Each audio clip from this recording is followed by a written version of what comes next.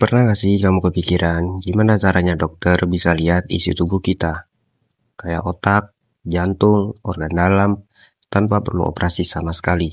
Kayaknya mustahil, tapi teknologi udah buktiin itu bisa dilakuin. Dan jawabannya ada di satu mesin yang bernama MRI, Magnetic Resonance Imaging.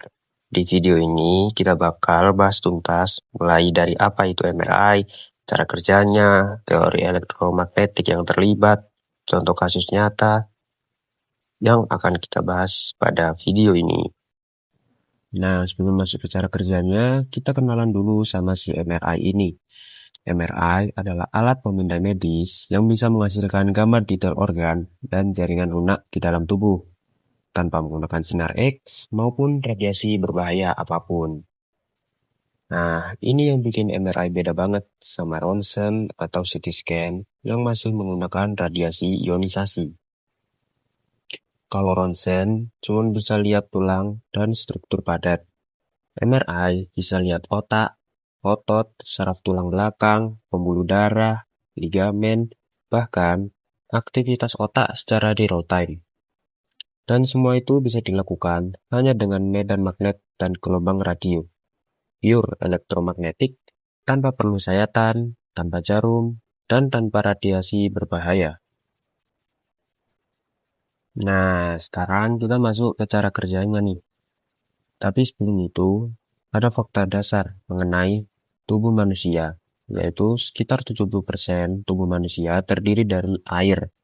Setiap molekul air punya dua atom hidrogen, dan setiap atom hidrogen punya inti yang disebut proton. Nah, proton ini ternyata punya sifat unik. Dia berperilaku seperti magnet kecil. Dalam kondisi normal, jutaan proton di tubuh kita berputar ke arah yang acak dan random. Tapi begitu dikenai medan magnet dari luar, semuanya langsung sejajar mirip kompas. Nah, untuk step yang pertama, pasien dimasukkan ke dalam tabung MRI yang di dalamnya ada kumparan superkonduiter raksasa. Kumparan ini menghasilkan medan magnet yang sangat kuat, antara 1,5 sampai 3 Tesla untuk MRI standar, dan bisa sampai 7 Tesla untuk MRI riset. Sebagai gambaran, itu 60.000 kali lebih kuat dari medan magnet bumi. Medan magnet sekuat itu langsung bikin semua proton di seluruh tubuh pasien bergerak sejajar mengikuti arah medan magnet utama. Kemudian untuk step yang kedua, mesin MRI mulai menembakkan gelombang radio pada frekuensi yang sangat spesifik. Frekuensi ini disebut frekuensi Larmor dan disetel pas banget sesuai dengan frekuensi resonansi proton hidrogen. Ketika gelombang radio dengan frekuensi yang tepat ini mengenai proton, terjadilah resonansi. Proton menyerap energi dari gelombang radio tersebut dan mulai berputar atau berpresesi keluar dari posisi yang sejajar tadi. Nah, untuk step yang ketiga, gelombang radionya tuh dimatiin. Nah, disinilah hukum Faraday bekerja. Tanpa asupan energi dari luar, proton mulai kembali ke posisi semula sejajar dengan medan magnet utama. Dalam proses kembali ini, proton melepaskan energi yang sebelumnya diserap dalam bentuk sinyal radio. Sinyal radio ini ditangkap oleh kumparan penerima yang melingkari tubuh pasien. Sesuai hukum induksi Faraday, perubahan medan magnet dari proton yang kembali ke posisi semula menginduksi arus listrik pada kumparan penerima. Dan arus inilah yang menjadi data entah gambar MRI. Nah, kemudian untuk step yang keempat, supaya mesin tahu sinyal itu berasal dari bagian tubuh yang mana, digunakan kumparan gradien, yaitu kumparan tambahan yang menghasilkan medan magnet dengan kekuatan berbeda-beda di setiap titik tubuh secara spesial. Artinya, setiap lokasi tubuh punya kode frekuensi yang unik.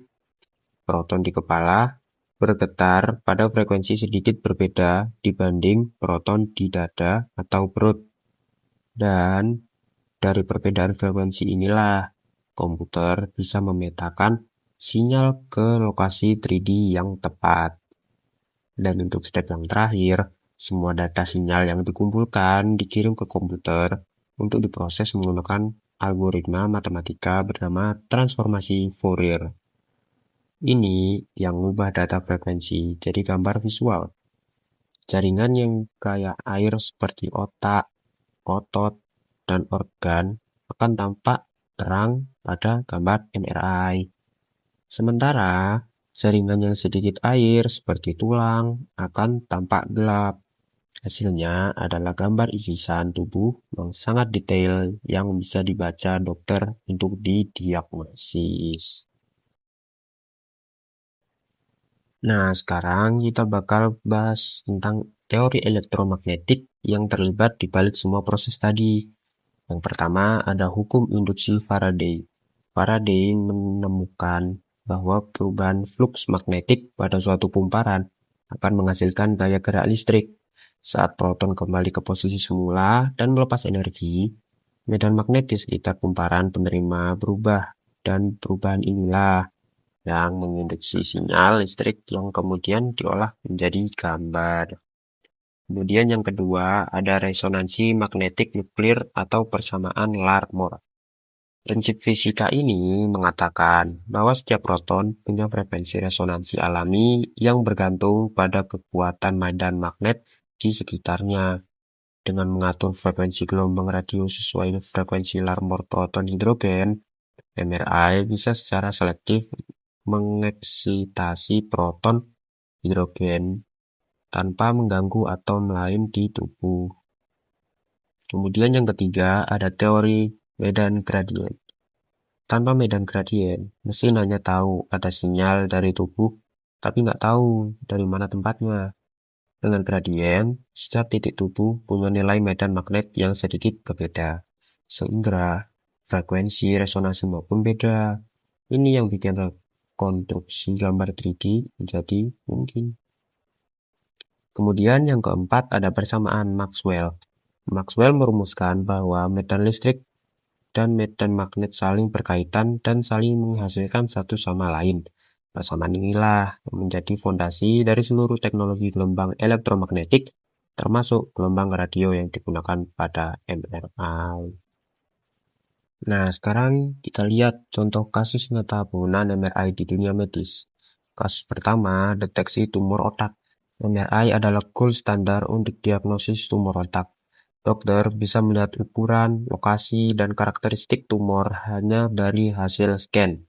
Bahkan sebelum ada gejala apapun, ini yang bikin deteksi dini kanker otak jadi jauh lebih mungkin dibanding dulu.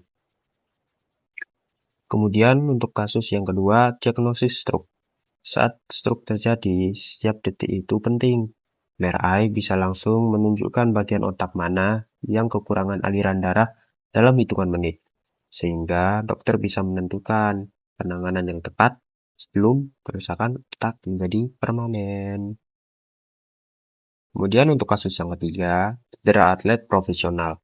Pemain NBA, NFL, sampai atlet olimpiade rutin menggunakan MRI untuk mengecek kondisi ligamen, tulang rawan, dan jaringan otot mereka. Karena cedera ligamen seperti ACL, petir, sama sekali tidak bisa terlihat di ronsen biasa. Kemudian untuk kasus yang keempat, pemeriksaan jantung. Cardiac MRI bisa merekam gerakan jantung secara real time, memberikan informasi detail soal fungsi katup jantung, ketebalan dinding jantung, dan aliran darah. Semua tanpa perlu memasukkan alat apapun ke dalam tubuh. Nah, sekarang kita memasuki bagian fun fact. Ada beberapa fun fact tentang MRI ini. Fun fact yang pertama, medan magnet MRI sekuat 60.000 sampai 150.000 kali medan magnet bumi. Makanya, semua benda logam wajib dilepas sebelum masuk MRI ini. Ada kasus nyata di mana kursi roda besi tertarik dengan kencang ke mesin MRI yang sedang aktif. Kemudian, fun fact yang kedua, suara duk-duk-duk yang keras waktu MRI berjalan itu bukan pertanda kerusakan pada mesin. Itu suara kumparan gradien yang bergetar akibat perubahan arus listrik yang sangat cepat dan kuat. Makanya, pasien selalu dikasih earplug sebelum memasuki ruangan MRI. Kemudian yang ketiga, MRI pertama kali digunakan pada manusia pada tahun 1977 oleh Dr. Raymond Damadian. Scan pertama itu butuh waktu hampir 5 jam hanya untuk menghasilkan satu gambar cross-section tubuh. Sekarang, full body MRI bisa selesai dalam 15-45 menit saja. Jadi kesimpulannya, MRI bukan sekedar alat medis biasa. Dia adalah bukti nyata bagaimana teori elektromagnetik yang kita pelajari di kelas seperti hukum Faraday, resonansi magnetik, medan gradien, persamaan Maxwell, semua itu bisa bekerja bersama dalam satu mesin dan menyelamatkan nyawa jutaan orang di seluruh dunia.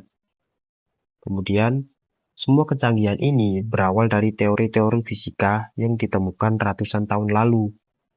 Bukti bahwa ilmu pengetahuan yang kita pelajari hari ini bisa punya dampak yang luar biasa di masa depan.